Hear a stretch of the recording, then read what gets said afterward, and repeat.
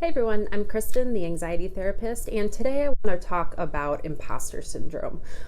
If you don't know what this is, it's basically a conflict between our self-perception and the way others perceive us. So oftentimes we will see ourselves as being less smart or less skilled or less competent than other people in our field, and sort of feel like we're fraudulent. That's where the word imposter comes from, sort of like we're an imposter and everyone else in our industry or our field kind of knows what they're doing and is competent in what they're doing.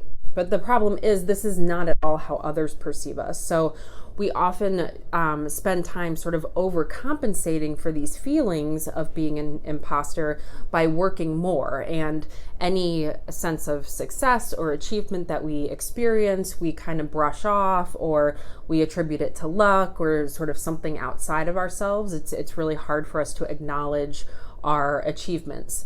So this is extremely common in high achieving people.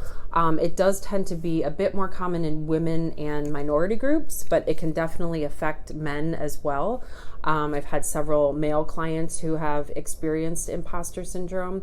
So I think it's important to just kind of be aware of your beliefs about yourself and your performance in your field or your industry, and to really try to reframe them or challenge them if you find that you are feeling fraudulent or feeling like you're not as competent as your peers. And I think it's important to remember too that, there's so much to learn. There's so much knowledge out there that it's just impossible to retain it all or to even have access to it all, So you might as well pick a few areas to really focus your energy on and sort of become more of an expert in, versus sort of having your hand in everything, but really ultimately just kind of being mediocre and not very educated or very skilled or knowledgeable in any of the areas, So definitely try not to compare yourself to your colleagues.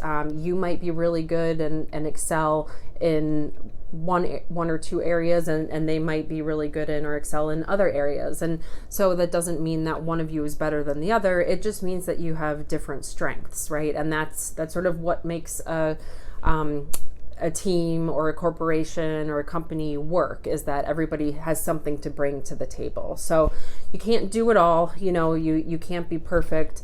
And just keep that in mind that if you are experiencing imposter syndrome, this is extremely common, and there are ways to kind of shift those beliefs about yourself. So if you're still struggling, definitely reach out and see how I might be able to help.